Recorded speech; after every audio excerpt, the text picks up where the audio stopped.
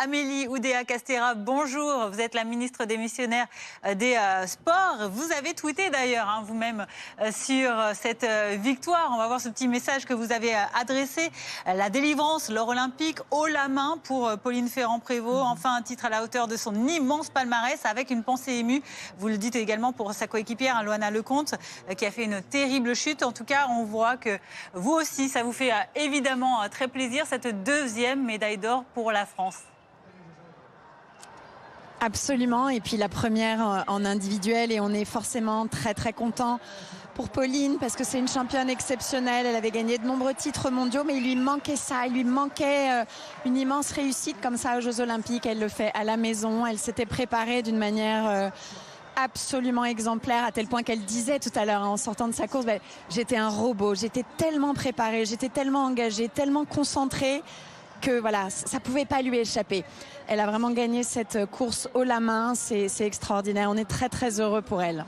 Ouais, la détermination, la résilience de Pauline Ferrand-Prévot qui ne lâche rien. Alors pour le programme de la journée, c'est pas fini parce qu'il y a beaucoup de Français qui sont engagés. On a Amandine Bouchard en judo, Walid Kiar également pour la médaille de bronze. On a de l'escrime avec Yannick Borel et on a la natation. Léon Marchand qui peut décrocher son premier titre olympique sur 400 mètres 4 nages. On attend beaucoup de lui évidemment. Absolument, et puis vous l'avez dit, cette deuxième partie d'après-midi et cette soirée s'annonce extrêmement excitante. C'est formidable que Yannick Borel ait remporté là ce combat contre le japonais. On va suivre avec beaucoup d'attention à 20h45 sa demi-finale. C'est formidable parce qu'on était évidemment un petit peu déçus pour Romain Canon, mais la dynamique là est vraiment encourageante avec Yannick. Et puis Amandine qui nous a montré à quel point elle avait la niaque ces derniers temps. On l'attend, elle est là, elle va être encouragée par tout le public ici, le Club France qui va vibrer. Et puis après, vous l'avez dit, on a notre star. Ça va être très impressionnant pour le public français, les visiteurs du monde entier, de voir ce soir Léon Marchand démarrer. Et on a hâte en effet de voir ça. Alors c'est JO qui commence très bien pour les Français. Est-ce que ça reste notre cap, notre objectif, le top 5 ? C'est vraiment atteignable à ce stade en tout cas. Oui, absolument. Ça reste totalement notre objectif. Et c'est vrai qu'avec les 4 médailles hier et puis cette médaille d'or du rugby à 7, c'était en fait la première journée aussi heureuse et aussi puissante en termes de résultats depuis 80 ans dans une compétition olympique. C'était extraordinaire d'avoir dès le lendemain de la cérémonie d'ouverture cette dynamique, parce qu'on le sait, quand ça démarre bien au début, ça donne confiance à toute la délégation. Et ça, c'est formidable. Hier, cette première médaille d'or en équipe. Ce matin, cette première médaille d'or en individuel. Les garçons, une fille ce matin. Ça y est, la dynamique, elle est totalement lancée. Déjà 4 médailles hier. 7 médailles ce matin. Ça va continuer dans la journée, j'en suis certaine. Et au global, je crois qu'on doit vraiment souligner que la journée d'hier a été un immense succès. Vous savez, on a reçu 600 000 spectateurs dans 29 sites. Les choses se sont bien passées. Les gens sont heureux. Le public est là. Ici, au Club France, il y a une ferveur populaire qui s'exprime. On a en plus maintenant le retour du soleil, c'est vraiment un bonheur total. Ouais, ça fait plaisir, effectivement, le soleil, le plein de confiance pour les Français. Alors, il y a quand même une interrogation sur le triathlon. Vous vous êtes baignée, Madame la Ministre, dans la Seine, c'était le 13 juillet dernier. Le premier entraînement pour le triathlon dans la Seine a été annulé ce matin en raison de la qualité de l'eau. Est-ce que ça vous inquiète pour la tenue de cette épreuve ? Non, on n'est pas du tout inquiet. C'est donc la partie familiarisation, l'entraînement, qui a dû être annulé ce matin juste pour la composante donc de natation. On est très vigilant sur l'évolution là de la qualité de l'eau. Il y a eu des trompes d'eau toute la journée de vendredi, toute la soirée de la cérémonie d'ouverture, une grande partie de la journée de samedi. Donc c'était inévitable. On savait très bien que les données ne seraient pas suffisantes pour permettre cette familiarisation. On va regarder comment ça évolue, mais bon, on est il est probable que même peut-être demain les choses puissent être un petit peu difficiles. On va voir comment ça évolue. On aura des éléments plus précis cet après-midi. Mais en tout cas, sur la bonne tenue des épreuves elle-même, il n'y a pas d'inquiétude. Vous l'avez en tête, mardi, mercredi, c'est les épreuves hommes puis femmes. On a de toute façon prévu des journées de contingence qui nous permettent de décaler un petit peu les épreuves si jamais cela devait être nécessaire. Pour l'instant, on n'en est absolument pas là. On sait par l'expérience qu'on a acquise des dernières semaines, des derniers mois, que la résilience en fait est assez rapide, c'est-à-dire qu'après de très niveaux de pluie, de très forts niveaux comme on les a connus là, en fait ça met à peu près 48 heures pour revenir au bon niveau d'indicateur. Donc confiance, on a un dialogue qui est extrêmement fluide avec les fédérations internationales.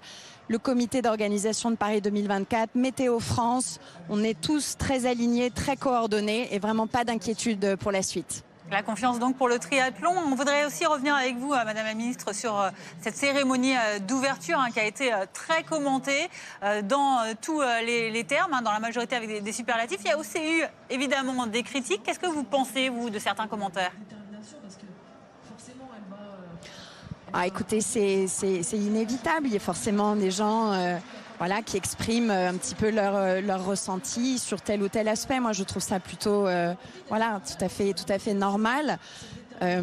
Thomas Joly, Thierry Reboul, le comité d'organisation de Paris 2024 a pu faire la pédagogie sur les quelques points qui avaient pu un petit peu faire réagir. Ils ont expliqué quel avait été leur état d'esprit, leur démarche. Voilà, je pense qu'au global, ce que le monde entier retient, c'est cette image de grâce, cette image de très grande audace, un esthétisme formidable, notamment sur tout ce final. Et je crois qu'au global, l'image qui a été donnée de notre pays, elle est géniale parce qu'elle est profondément inclusive. Elle est à la fois un hommage à notre histoire, mais aussi à notre modernité. Je crois que les Français ont été vraiment extrêmement fiers de cette cérémonie d'ouverture. Madame la Ministre, concernant l'attaque massive contre la SNCF avec les actes de sabotage, un mail de revendication a été envoyé à plusieurs médias. Il est aujourd'hui relayé par les services de police. La police qui établit clairement un lien entre les Jeux Olympiques et le sabotage. Est-ce que vous en savez plus sur les auteurs et est-ce que vous avez des inquiétudes sur d'autres actes qui viseraient les JO ? Écoutez, non, les éléments d'analyse se poursuivent. On va évidemment aller au bout de la compréhension des responsabilités, de l'enchaînement, de la causalité. Mais voilà, moi je retiens qu'il y a eu une formidable réactivité, agilité de toutes les équipes de la SNCF que je veux vraiment saluer, les cheminots, tout le monde a été formidablement au travail pour réparer ça de manière plus rapide qu'on ne le pensait possible au départ. Tout sera rétabli entièrement pour demain matin, mais voilà, c'est formidable d'en être là aujourd'hui. Et puis pour le reste, moi je veux vraiment rappeler, on avait des préventions, des inquiétudes qui nous étaient relayées sur la cérémonie d'ouverture. Tout ça a pu être sécurisé d'une manière exemplaire. La gestion des flux a également été au rendez-vous, donc en équipe, très coordonnée, très préparée, en ayant anticipé tous les scénarios de crise, en étant en alerte sur tout ça.